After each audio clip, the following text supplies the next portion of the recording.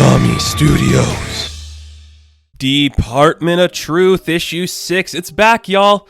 This is great. This book continues to be amazing. So issue number 6, we see a new artist. I think just for this little it's just kind of like a let's go back in time and talk about a story that kind of sets up some more of the stuff we see going forward.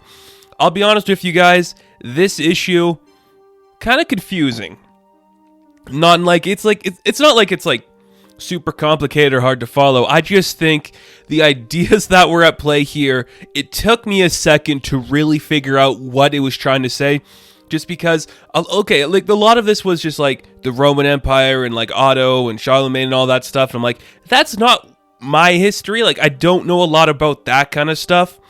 So when you're like giving me these names and these people, it doesn't really like draw me in or affect me. But when I took a step back and I looked at what the book was saying, I finally got it. It took a second, but I got it. So, yeah, Martin Simmons is not doing the art for this book. I'm pretty sure it's just this issue that's going to have different art. The artist on this book is Elsa Chartier, and I'm not too familiar with their work, but I will say it invokes a really nice feel. It's very classic looking, very pulpy. It definitely works pretty good for what this issue was trying to set up, so I liked it a lot. So we open up this issue.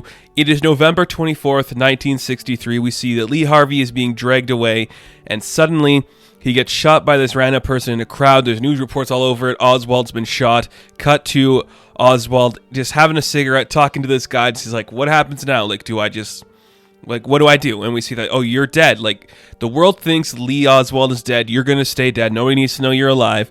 And they're just kind of walking through these tombs talking about, like, we need the American public to believe that you are deceased, and we're going to have to keep it that way. So you're going to have to stay in here until we figure out something new for you to do. Until then, it's time for school, so get ready to start reading. So we see a bunch of the archives of the Department of Truth, and Oswald's just like, you expect me to read all this crap? Like, I thought you guys were, like, destroying, like, evidence and stuff. It's like, that's a pretty reductive view of things. Like, we need to have sources of what's real and what's not, so we have all this expansive history that we steal from out everything in the place. And now that you're a part of the Department of Truth, Oswald, you're going to want to get to reading. So why don't you open up and start with like our first book that we stole from Hitler during World War II. It's in Latin, so we have like a Latin translator book for you to read. It's dated back from like Pope Sylvester II from like the year 1000 AD. Very interesting history we're about to get into, which again, I know the more contemporary history, like your JFK stuff. You're like, I get the politics of like the Reagan era and like the Bush stuff and the Obama stuff. So we're going way back this issue, and I was kind of like, what are we gonna do? I don't know. So we are seeing, I think this is supposed to be like how Lee Oswald really starts to figure out what the Department of Truth is. And we're following this very fascinating story, which they call Deviation 1 Apocrypha, something like that. It's in Latin. I don't know. I think it probably just means like apocalypse or something. So, like I said at the beginning, it was kind of confusing for me, so I'm going to do my best to explain to you guys what is happening in these pages and what this story from 1000 AD is saying. So we're following Brother Thomas. He is this, I guess, kind of just like this monk who wants to learn the truth. We see that his wagon breaks down, and he's talking to this woman. He's like, do you know where I can like find this person who could help me? And we see that the woman has the X'd out eyes. So, okay, somebody, I think in the comments said this was like a religious figure or something like that this woman with the crossed out eyes could be. I thought it was going to be like a Natalie Wood just because I'm like so contemporary in my history, which I'm like, okay, so this woman at least dates back to 1000 AD. Whoever this character is going to be, she dates back that far.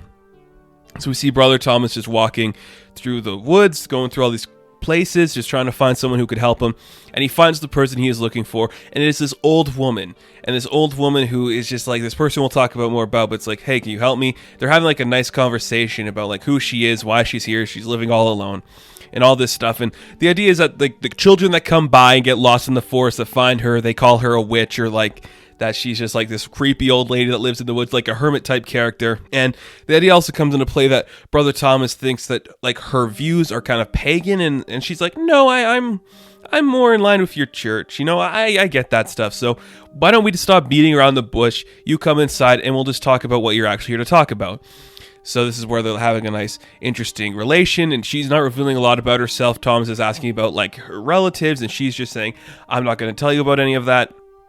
So why don't you tell me who you think I am. And this old lady's like, okay, who do you think I am? Or what did they tell you I am? And then he's like, so you call yourself Julia Augusta? You were like the last child of the Roman Emperor Romulus Augustus, which, okay, interesting. But that was like 476. So that's a while ago, And so the idea is that like, you're like 500 years old. And he's like, I don't believe that's true, but that's what people are saying. And it's like a really weird, interesting story. And the idea comes into play here that we talk about the Emperor Charlemagne. And he's a guy that I don't know enough about this history to say whether or not he existed or that this person existed. I don't know. I'm going to assume it's a historical figure at this point. If it's not, please let me know in the comments. But the idea comes into play. Charlemagne is just kind of this idea that people know about, and he's this really important person who moved forward with a lot of wisdom and stuff, and we'll get to that in a bit here. But there's something about this, it's just kind of like the idea that the church kind of wants this story to be presented to the world, and that is what we're going to dive into with them. It's kind of confusing just the way they talk about it. So I'm not going to go super in depth on every little thing that they get into in the conversation, because I definitely think it's worth talking about and looking into when you get the book yourself. Basically, what the idea is with the last bit of the story here is that Rome has always been destined to fall, and they have this like the struggle that they're trying to like take over this land. They're doing it for glory and being the righteous people they are, because Rome is, so cool. And basically, when their land gets taken over, the Pope kind of stays in charge, but he's not really like the religious figure. So he does rule over the land, but he doesn't like really have power over it, that kind of feeling. So what they want to do is create this illusion of a leader. So they create somebody called Charlemagne. Now, Charlemagne is like this great European leader. He's going to take over everything and usher in a new era for Rome. Everyone's going to want to be like him. He's going to become like a modern hero, like a classic myth of Greek legend, that kind of a character. Everyone's just going to be obsessed with him. He's going to like unite the Romans and the barbarians, everybody that came to this holy land. He's going to unite them all under the visor of the church, and everyone's just going to worship him. He's going to be this great person. And the entire time while the old lady is explaining this, she has a knife to Brother Thomas's throat. And it's kind of like, okay, what's actually going on here? So this person, this figurehead that's supposed to like unite everybody in Rome and bring this new era of goodness into the valley, he never existed. He's just a myth. He is a character that was built so people would believe that there could be something. And if that happening, the church wanted to move the calendar forward to the new millennia, so everything would just like look great and grandiose. Like, we're all going to be fine. Look at us. We're in the thousands now, baby. Everything is great. It's kind of what is also being presented here. Like, okay, so, the Roman Empire, it's going to fall. It was never destined to last because you can't base it on a guy who never existed. Charlemagne's the idea. Then Otto takes over. Otto is going to like search the tomb for Charlemagne, and he's not going to be there, and that's going to play the idea into being fake. It's kind of like we're seeing like the first case of the Department of Truth, or like a story of how people believe that this guy existed, and suddenly everybody thinks he does, and it's not really the case there. So you're like, that's very sinister, very fascinating, kind of an interesting thing to see. Now, the idea also comes into play. How can you prove this is real? What is the idea that makes you think that Charlemagne never existed, the Roman Empire was always destined to fall, and that the church wanted to bring it to the new millennia so people would think there's a great history for Rome? Basically, this old lady is saying that her family kept records of everything when there was like this like election. I don't know if they say election, but like when there's two consuls running to be elected for each year, before there was the two like consuls, they didn't like date back any of their history, but her family did, so they kept a track of everything, and she has concrete proof that she is 99 years old. She's not 500, but she also knows that the millennia is still 300 years away, because they pushed it up.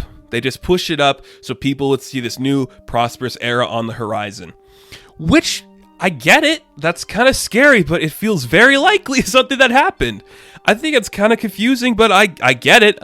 It's not interesting. And you see that the brother Thomas is starting to realize, shit, maybe she's right. It's like, well, that's weird. So they go outside. It's like, what a beautiful day. And she says, Hail Caesar. And then suddenly he stabs her and kills her. Then we cut back to Lee Oswald, and he's like, oh shit. What? He's just like, what? Okay. And we see that he's just like written in his notes that like Illa Pauperis Secreta Illuminati means the enlightened equals Illuminati. And you're like, that's weird. That's a really creepy place to end the book. but I like it a lot. I think going back in time to like 1000 AD and having the art shift really benefited what the story was trying to be. Like, we're seeing some bright colors, some cool characters, everything looks unique and different, and this is a pretty interesting story. So I'm going to try to recap what I think is actually being said here just so I understand it better. Basically, you know, they wanted a united Rome, they wanted a united empire. Charlemagne was built as this guy who could do that, bring the barbarians and the Romans together before the land crushed itself. Even the Pope was on board with it, the church was on board with it, but this guy never actually existed. And in doing so, to keep that legacy of this guy up, they pushed the calendar ahead to the new millennia so people would think, yeah, everything's going great. But in truth, that's not the case. So if the current emperor of Rome, who's Otto, wanted to go search the tomb of Charlemagne, they'd realize that the guy never existed. And now we have actual dates from like the electoral years when people would like vote for the new consuls. They didn't date them, but her family dated them. This old lady's family dated them, so they can actually prove that the new millennia is still 300 years away, which is a pretty interesting thing to think about. And it's kind of like the first case of the Department of Truth. And that's pretty interesting, man. It's pretty weird. I really liked it, though. I think at points the artwork looks a little rushed, a little basic. It might just be like the coloring doesn't have any real shading, but I still think it's pretty interesting. It kept my interest. The dialogue was really satisfying. It still feels like this book, even if it doesn't look like every other issue. I enjoyed that a lot. I don't know if it's my favorite story just because, like I said, I'm not big on like the Roman history and all that stuff, but still really cool to think about. It still left me going, huh, that's interesting. What a way to show that this guy, that James Tynion, really did his research for this role. That made me really happy. So I liked that a lot. I thought that was pretty cool. Really fascinating ending, a really fascinating story. I would love to see more of this, and I cannot wait to see what issue 7 brings us. What a really nice little story that I think is going to make a lot of people go, oh shit, this isn't just contemporary. We're going way back, baby, way back to the beginning of the new millennia. So that's pretty cool. Department of Truth, issue number 6. I am going to give an 8 out of 10. So thank you guys so much for watching this review. Be sure to like and subscribe to the channel. As always, you can check me out on Instagram, Patreon, Twitter, all that good stuff, and I will catch you in the next one. Have fun, stay safe, good luck.